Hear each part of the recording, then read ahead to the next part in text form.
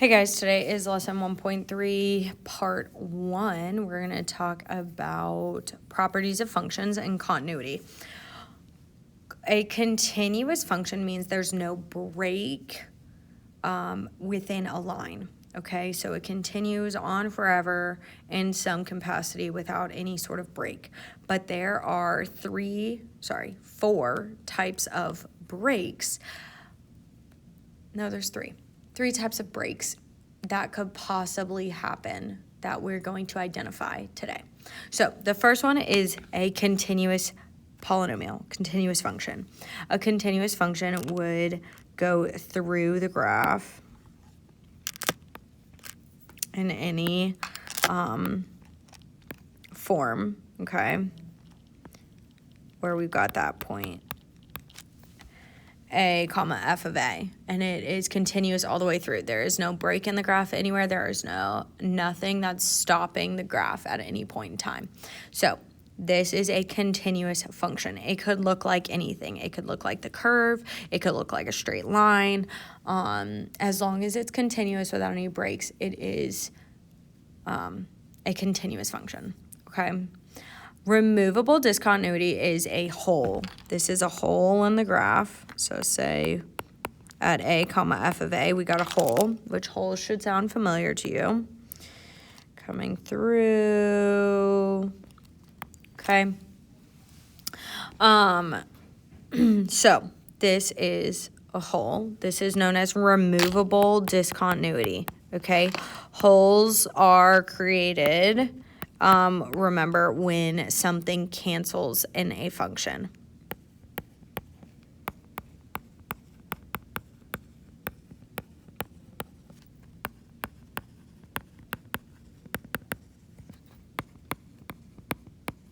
Okay, so for example, if we have x plus 2 over x plus 3 times x plus 2, remember the x plus 2's cancel, so we're left with 1 over x plus 3, and there's a hole at x equals negative 3.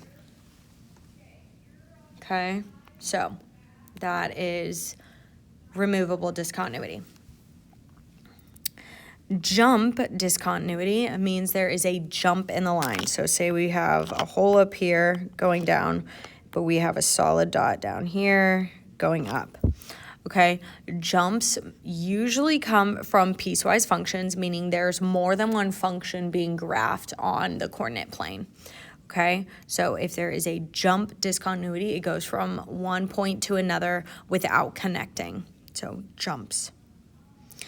Infinite discontinuity comes from an asymptote, okay, or L's.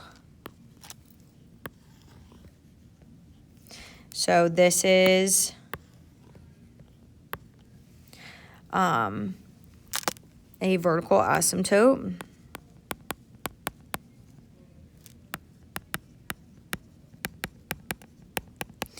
And again, it comes from the rational function. So if we have 1 over x plus 3, then we have a vertical asymptote at x equals negative 3, because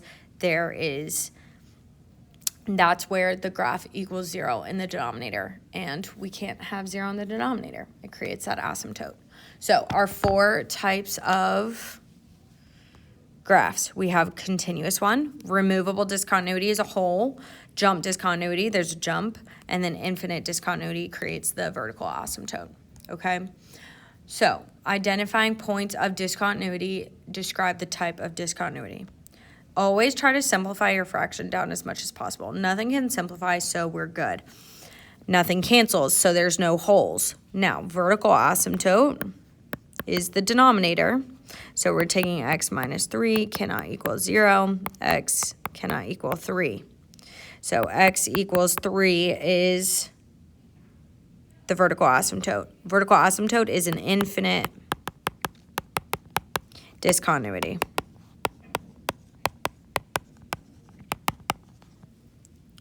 Okay. Factor, this is a difference of squares on top. So x minus 2, x plus 2 over x minus 2. we have canceling happening, and we're left with x plus 2 left over. So we're going to have a hole at x equals 2, because remember we're setting x minus 2 equal to 0. So x equals 2. Okay, this is a hole, so it is removable. How do you spell removable? I was spelling it wrong. Oh, removable. I wasn't wrong. Okay, there you go. So those are our points of discontinuity and how we find them. Asymptotes. Finding all of our asymptotes. So in Algebra 2, we hit vertical and horizontal asymptotes, okay, and how they affect our graph because it doesn't pass an asymptote. With asymptotes, we can describe our end behavior. Okay, so when describing the behavior of a graph, we describe it by following what's happening on our graph and where our lines are going. Okay, so how we do this, I'm going to start here in this top left corner. We say as, oops, not we, as x is approaching -2 from the left.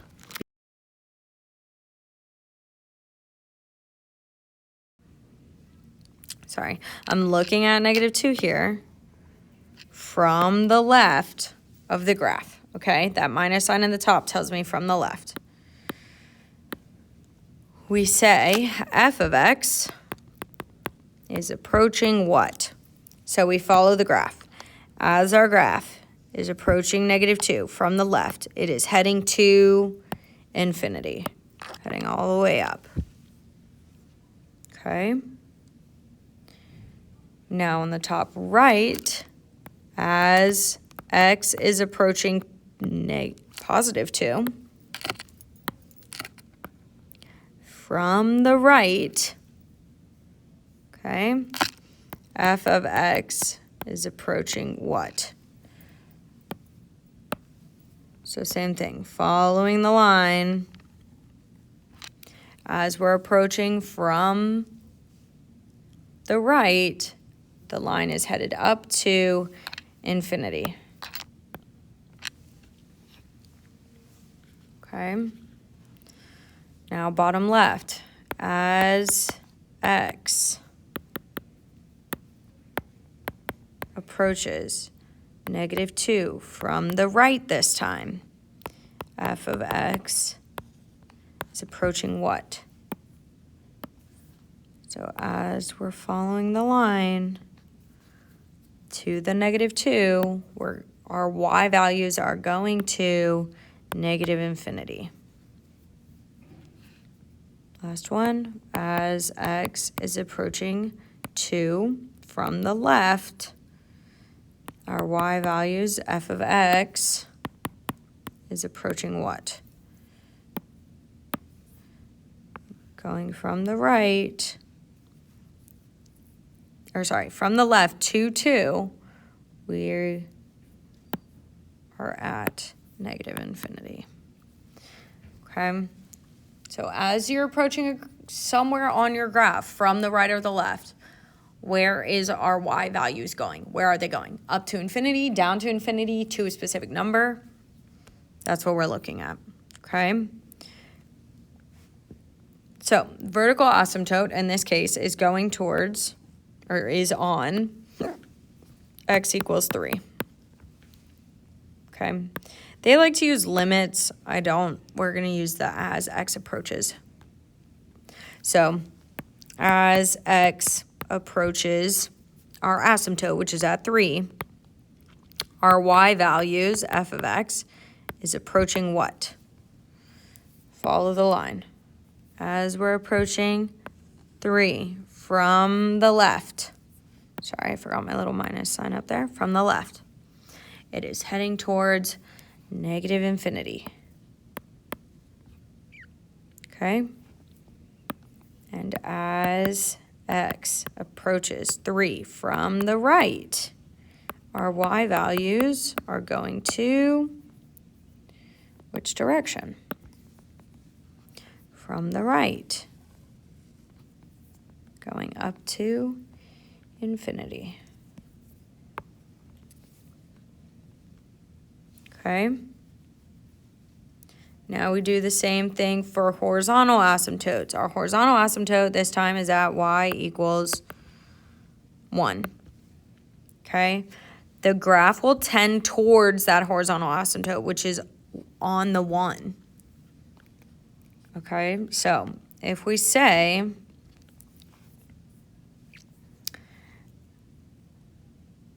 as x is approaching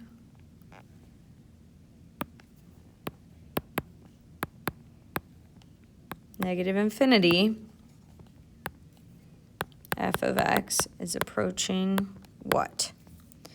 So as x, following our line here, as x is approaching negative infinity, this line, right, we're going to the left, our y values are heading towards closer and closer and closer to 1.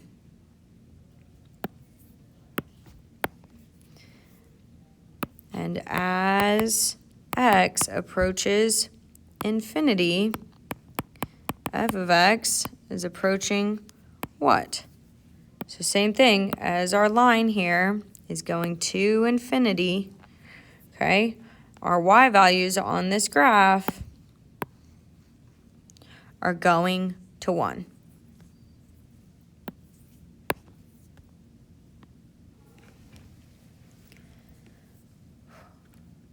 Okay, oblique and slant asymptotes. We kind of touched on this last year, not by much. An oblique or slant asymptote is created when our numerator is divisible by the denominator. So to do this, we use long division or synthetic division. So our divisor is the x minus 2. Remember, we solved that, so x equals 2. So 2 goes in our corner here. And then we take the coefficients. So 1, negative 4, negative 3. Bring the 1 down. 2 times 1 is 2. Add them together, negative 2. 2 times negative 2, negative 4. We have a leftover of negative 7. Then we start our equation with 1 power less than what the x is. So x minus 2, and we ignore the leftover. So y equals x minus 2 is the line for our oblique asymptote. Okay? That's how we find the equation of the slant asymptote. Finding horizontal asymptotes. So we have our 3 cases, which we did last year. If the numerator degree is less than the denominator degree, then y equals 0. This is bottom heavy, if you remember my words. Okay, bottom heavy is y equals x minus 2 over x squared minus 6x plus 9. This is an example looking at our x and x squared. The power on the bottom is bigger, which is why it's bottom heavy. Y equals 0 is the horizontal asymptote. If the numerator degree and the denominator degree are equal, then it is the ratio of the leading coefficients. Okay, so it would be y equals a over b. So if we have the equation y equals 5 minus 8x squared over 2x squared plus 3x minus 4, looking at our exponents, highest ones, we got negative x squared and 2x squared, so they are equal.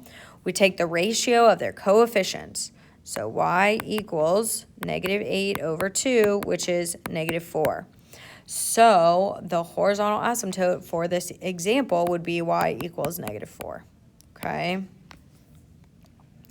And lastly, if the numerator degree is bigger than the denominator degree, if it's top heavy, then there is no horizontal asymptote. Okay, so y equals x squared minus 5x plus 4 all over x minus 2. Same thing, x squared over x. Top is heavy, so no horizontal asymptote.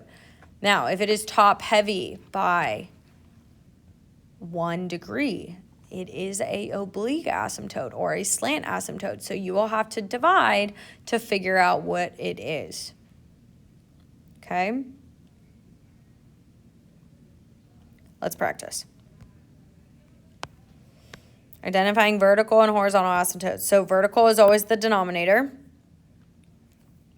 Okay, so we set the denominator, set the denominator not equal to 0. 3x minus 6 cannot equal 0 because we cannot have 0 in the denominator. Add the 6. 3x equals 6. X equals 2. So we have a vertical asymptote at x equals 2. Easy enough. Horizontal asymptotes. Look at our leading coefficients and their exponents. It is equal, so we take the ratio of the coefficients. Horizontal asymptote, y equals 1/3, 1 over 3. There they are, okay?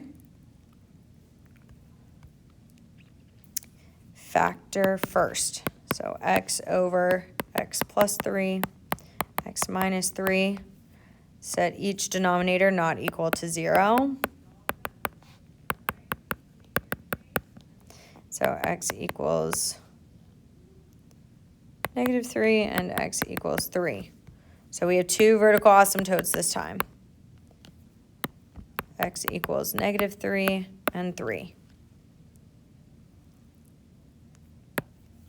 Horizontal asymptote, looking at our exponents. X over x squared, bottom heavy. Bottom heavy means y equals 0.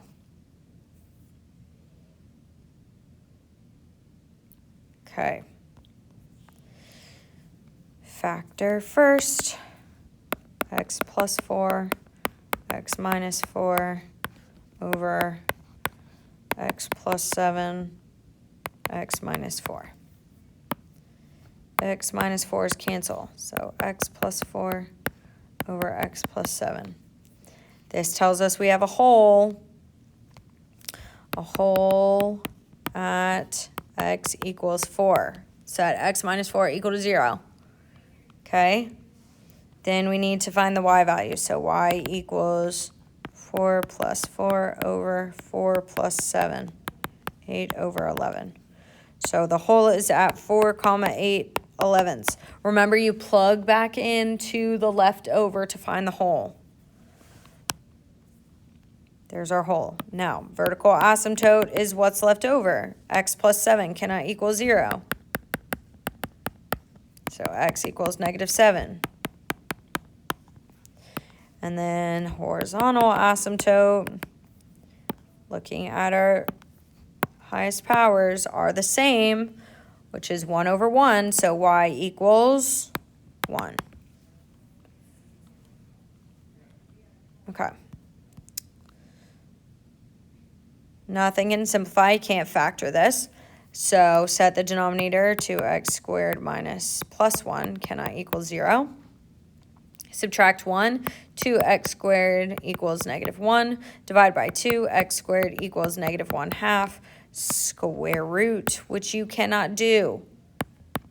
So no vertical asymptotes, none. There's nothing that you could plug in that would make the denominator 0. Okay, vertical asymptotes, we have equal power. So horizontal asymptotes are at y equals 3 over 2. Okay, that is it for today. Have a great day.